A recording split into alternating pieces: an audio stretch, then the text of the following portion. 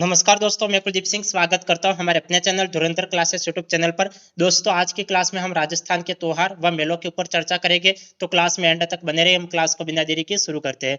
इससे पहले मैं आपको याद दिलवा देना चाहता हूं कि यदि आपने चैनल को सब्सक्राइब नहीं किया है तो चैनल को सब्सक्राइब कर लेना और बेल आइकन को प्रेस कर लेना, ताकि आपको प्रत्येक क्लास की नोटिफिकेशन मिलती रहे। अब हम देखेंगे कि किस माह में कौन कौन सी ऋतु आती है, तो उसके ऊपर पहले चर्चा करेंगे और इसके बाद हम चर्चा करेंगे कि हम आज किस मास के बारे में पढ़ने वाले हैं। जैसे आज हम पढ़ेंगे चैत्र और वैशाख के बारे में पढ़ेंगे कि चैत्र और वैशाख माह में कौन कौन से त्योहार आते हैं और कौन कौन से मेले आते हैं। तो सबसे पहले देखते हैं हम 6 ऋतुओं के बारे में। तो देखिए,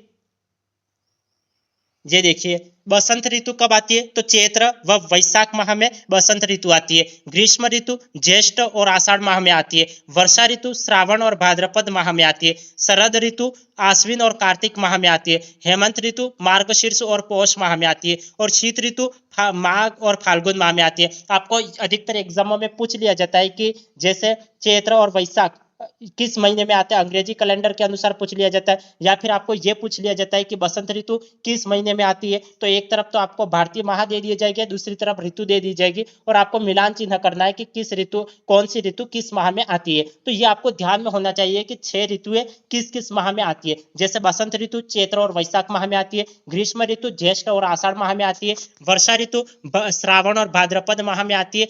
शरद ऋतु आश्विन और कार्तिक माह में आती है। हेमंत ऋतु मार्गशीर्ष और पौष माह में आती है। और शीत ऋतु माघ और फाल्गुन माह में आती है। चैत्र और वैशाख इसको अंग्रेजी कैलेंडर के अनुसार मार्च अप्रैल बोलते हैं। ज्येष्ठ और आषाढ़ को अंग्रेजी कैलेंडर के अनुसार मई जून बोलते हैं। श्रावण और भाद्रपद को अंग्रेजी कैलेंडर के अनुसार जुलाई अगस्त बोलते हैं। और आश्विन कार्तिक को अंग्रेजी कैलेंडर के अनुसार सितंबर अक्टूबर बोलते हैं। मार्गशीर्ष पौष को अंग्रेजी कैलेंडर के अनुसार नवंबर दिसंबर बोलते हैं। और माघ फाल्गुन को अंग्रेजी कैलेंडर के अनुसार जनवरी फरवरी बोलते हैं। तो आपको यह भी ध्यान में होना चाहिए कि बसंत ऋतु मार्च अप्रैल में आती है।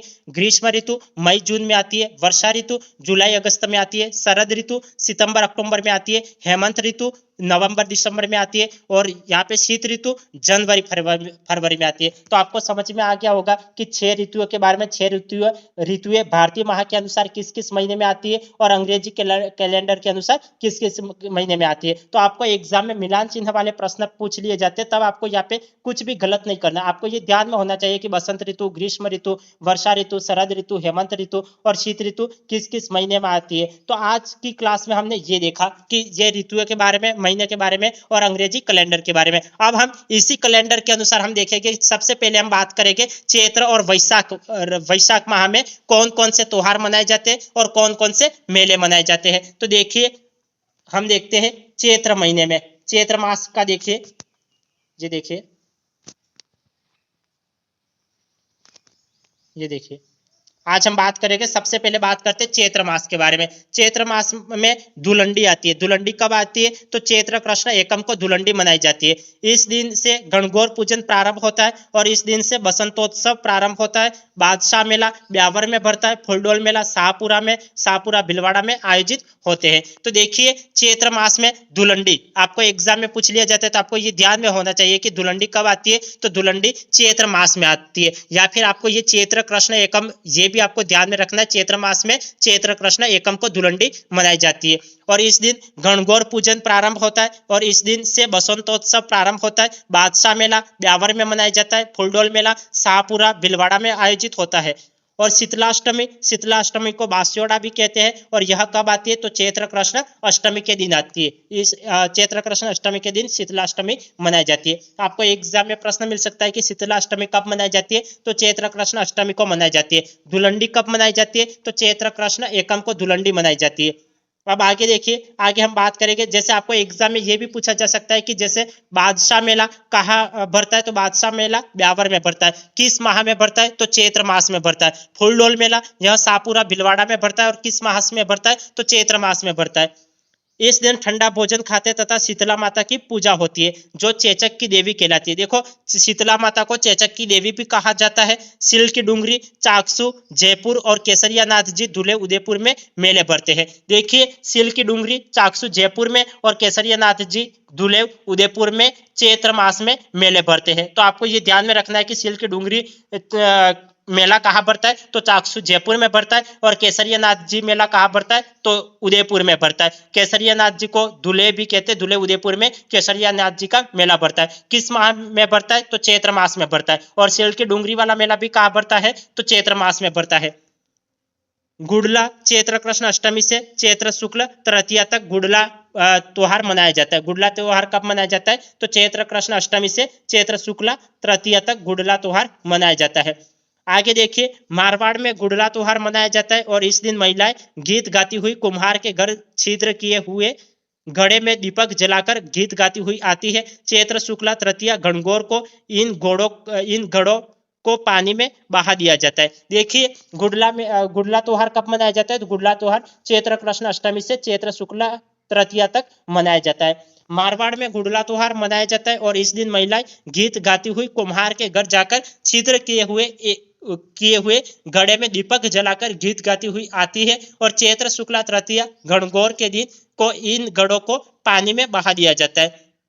राव सातलदेव की याद में यह त्योहार मनाया जाता है। देखिए, गुड़ला त्योहार किसकी याद में मनाया जाता है तो गुड़ला त्योहार राव सातलदेव की याद में मनाया जाता है। ये आपको ध्यान रखना है।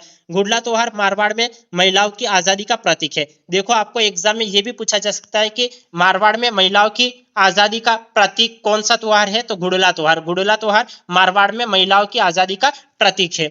आगे देखिए, आगे हम बात करते हैं। देखिए,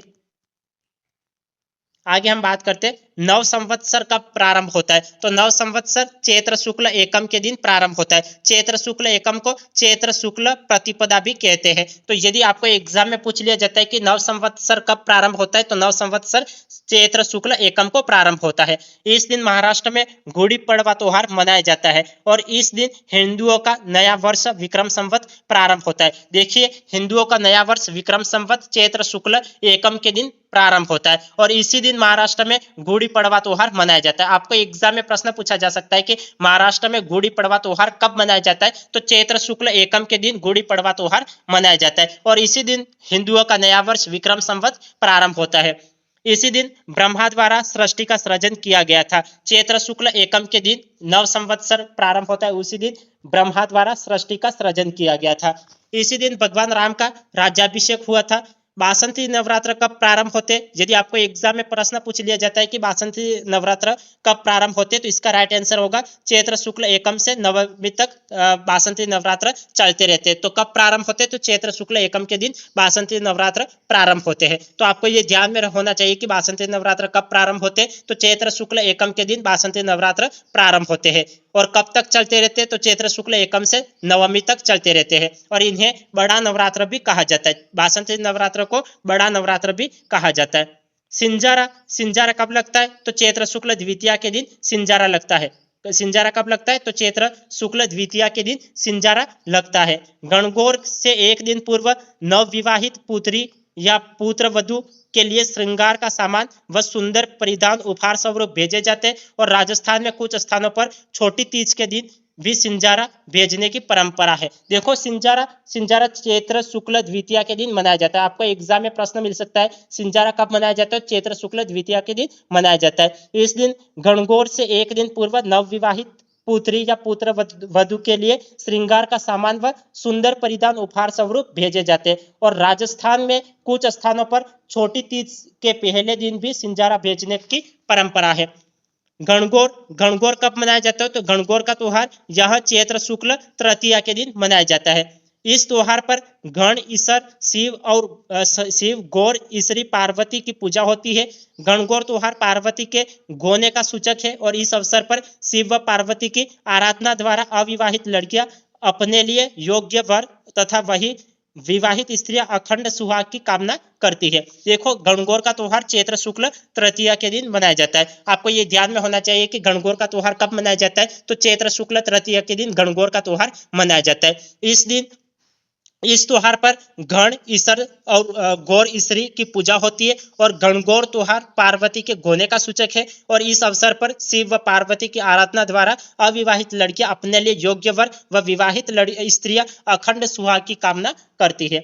आगे देखिए, आगे हम बात करेंगे यह त्योहार होली के दूसरे दिन चैत्र कृष्ण एकम से चैत्र शुक्ल तृतीया 18 दिन चलता है। देखो गणगौर यह त्योहार कब तक चलता है, तो यह त्योहार होली के दूसरे दिन चैत्र कृष्ण एकम से चैत्र शुक्ल तृतीया 18 दिन तक चलता है। और इस मौके पर होली की राख के पिंड बनाकर जौ के अंकुरों के साथ इसका पूजन किया जाता है। देखिए गणगौर त्योहार यहाँ होली के दूसरे दिन चैत्र कृष्ण एकम से चैत्र शुक्ला तृतीया 18 दिन तक चलने वाला यह त्योहार है। और इस मौके पर होली की राख के पिंड बनाकर जौ के अंकुरों के साथ इनका पूजन किया जाता है। और गणगौर सबसे अधिक गीतों वाला त्योहार है। यदि आपको एग्जाम में प्रश्न मिल जाए कि राजस्थान में सबसे सर्वाधिक गीतों वाला त्योहार कौन सा है, तो गणगौर का त्योहार। गणगौर का त्योहार राजस्थान में सबसे अधिक गीतों वाला त्योहार है। आगे हम बात करेंगे नेक्स्ट, देखिए ये देखिए ये चौथा, ये देखिए आगे हम बात करते हैं उदयपुर की गणगौर की सवारी। उदयपुर की गणगौर की सवारी का कर्नल टोड ने रोचक वर्णन किया है। देखो गणगौर की सवारी का रोचक वर्णन किसने किया है, तो कर्नल टोड ने उदयपुर की गणगौर की सवारी का रोचक वर्णन किया है। तो आपको ये ध्यान में होना चाहिए कि उदयपुर की गणगौर की सवारी का कर्नल टोड ने रोचक वर्णन किया है। चैत्र शुक्ल पंचमी को नाथद्वारा में गुलाबी गणगौर मनाई जाती है। चैत्र शुक्ल पंचमी को नाथद्वारा में गुलाबी गणगौर मनाई जाती है। आपको एग्जाम में प्रश्न मिल जाता है कि गुलाबी गणगौर कब मनाई जाती है, तो आपको ध्यान में होना चाहिए कि गुलाबी गणगौर चैत्र शुक्ल पंचमी को नाथद्वारा में मनाई जाती है। तो आपको एग्जाम में प्रश्न किस तरीके से मिल सकता है, तो ये भी मैं आपको बता रहा हूँ कि गुलाबी गणगौर कब मनाई जाती है, तो चैत्र शुक्ल पंचमी को मनाई जाती है। कहाँ मनाई जाती है ये पूछ लिया जाता है, तो नाथ द्वारा आपको राइट आंसर करना है। नाथ द्वारा में चैत्र शुक्ल पंचमी को गुलाबी गणगौर मनाई जाती है। गणगौर की सवारी जयपुर की प्रसिद्ध है। गणगौर की सवारी कहाँ की प्रसिद्ध है, तो जयपुर की गणगौर की सवारी प्रसिद्ध है। दीघा गवर, दीघा गवर को दींगा गणगौर भी कहा जाता है और यहाँ उदयपुर में मनाई जाती है। दीघा गवर कहाँ मनाई जाती है, तो यहाँ उदयपुर में मनाई जाती है। दीघा गवर को ही दींगा गणगौर कहा जाता है। तो आपको दोनों नाम ध्यान में रखने कि दीघा गवर को ही दीघा गणगौर कहा जाता है और यह उदयपुर में मनाई जाती है। दीघा गवर महाराणा अमर सिंह प्रथम के शासनकाल में प्रारंभ हुई। दीघा गवर कब प्रारंभ हुई, तो महाराणा अमर सिंह प्रथम के शासनकाल में प्रारंभ हुई थी। दीघा गवर बेतमार मेला कहाँ बढ़ता है, यदि आपको एग्जाम में प्रश्न मिल जाए कि दीघा गवर बेतमार मेला कहाँ बढ़ता है, तो इसका राइट आंसर होगा दीघा गवर बेतमार मेला जोधपुर में वैशाख कृष्ण तृतीया को बढ़ता है। दीघा गवर बेतमार मेला कहाँ बढ़ता है, तो जोधपुर में वैशाख कृष्ण तृतीया को दीघा गवर बेतमार मेला बढ़ता है। तो आपको ये ध्यान में होना चाहिए कब बढ़ता है, तो वैशाख कृष्ण तृतीया को बढ़ता है। और कहाँ बढ़ता है, तो जोधपुर में बढ़ता है। कहाँ बढ़ता है, तो जोधपुर में बढ़ता है। ये आपको ध्यान में रखना है। आगे देखिए बूंदी व जोधपुर राज परिवार में गणगौर नहीं मनाई जाती है। देखो किस जिले में गणगौर नहीं मनाई जाती है, तो बूंदी व जोधपुर राज परिवार में गणगौर नहीं मनाई जाती है। दुर्गाष्टमी, दुर्गाष्टमी कब मनाई जाती है, तो दुर्गाष्टमी चैत्र शुक्ल अष्टमी के दिन मनाई जाती है और इसी दिन केला देवी का मेला बढ़ता है। दुर्गाष्टमी के दिन ही केला देवी का मेला बढ़ता है और दुर्गाष्टमी कब मनाई जाती है, तो चैत्र शुक्ल अष्टमी के दिन मनाई जाती है। आपको वहां पे एग्जाम में प्रश्न मिल सकता है, तो आपको ये ध्यान में होना चाहिए कि दुर्गाष्टमी कब मनाई जाती है। आपको ऑप्शन मिल जाएगा कि चैत्र शुक्ल अष्टमी, या फिर श्रावण मास में मनाई जाती है, वैशाख मास में मनाई जाती है, या फिर ज्येष्ठ मास में मनाई जाती है। तो आपको ध्यान में होना चाहिए कि दुर्गाष्टमी चैत्र मास में मनाई जाती है और किस दिन, तो चैत्र शुक्ल अष्टमी के दिन मनाई जाती है और इसी दिन केला देवी का मेला बढ़ता है। अशोकाष्टमी, अशोकाष्टमी चैत्र शुक्ल अष्टमी के दिन मनाते हैं और इस दिन अशोक वृक्ष की पूजा होती है। अशोकाष्टमी कब मनाई जाती है, तो अशोकाष्टमी चैत्र शुक्ल अष्टमी के दिन मनाई जाती है और इसी दिन अशोक वृक्ष की पूजा होती है। रामनवमी कब मनाते हैं, तो रामनवमी चैत्र शुक्ल नवमी के दिन रामनवमी मनाते हैं। चैत्र शुक्ल नवमी के दिन रामनवमी मनाते हैं। यह नवरात्रों का अंतिम दिन होता है और भगवान राम का जन्मदिन है। देखिए रामनवमी चैत्र शुक्ल नवमी के दिन मनाई जाती है और यह नवरात्रों का अंतिम दिन होता है और भगवान राम का जन्मदिन इसी दिन है, रामनवमी के दिन। हनुमान जयंती कब मनाते हैं, तो हनुमान जयंती चैत्र पूर्णिमा को मनाते हैं। हनुमान जयंती कब मनाते हैं, तो चैत्र पूर्णिमा के दिन हनुमान जयंती मनाते हैं।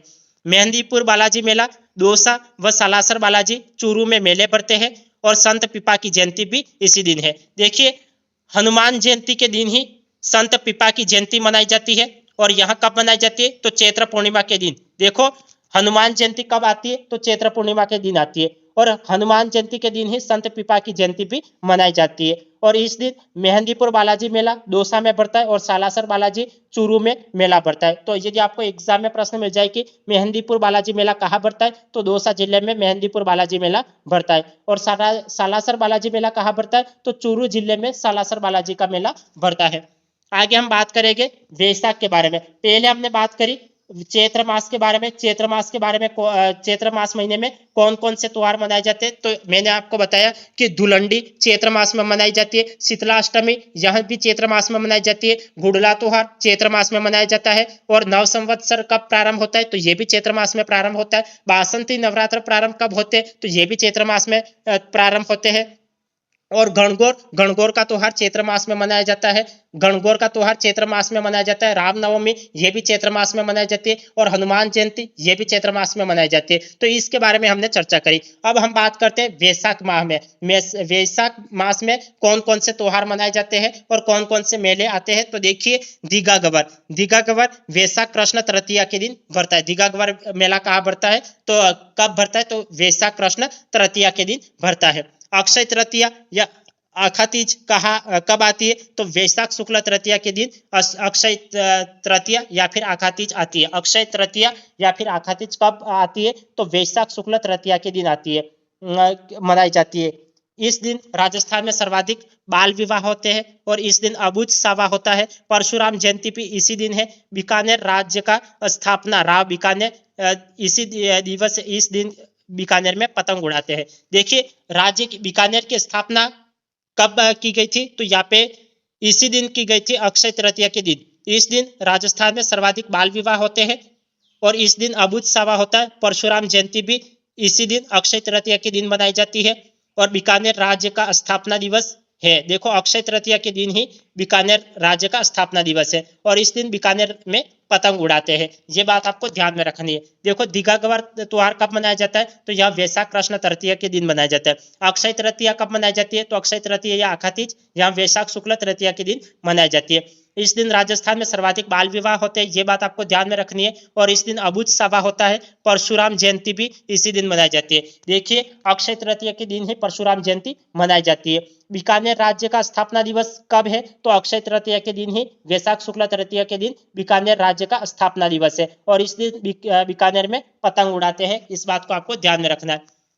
कृषक वर्ग में 7 अन्नों का हल का पूजन करके शीघ्र वर्षा की कामना के साथ यह त्योहार मनाया जाता है और इस दिन गेहूं बाजरे आदि का खिचड़ा, गुड़ की गलवाणी व मंगोड़ी का साग बनाया जाता है। देखिए अक्षय तृतीया के दिन कृषक वर्ग में 7 अन्नों तथा हल का पूजन करके शीघ्र वर्षा की कामना के साथ यह त्योहार मनाया जाता है और इस दिन गेहूं बाजरे आदि का खिचड़ा, गुड़ की गलवाणी व मंगोड़ी का साग बनाया जाता है। ये बात आपको ध्यान में रखनी है।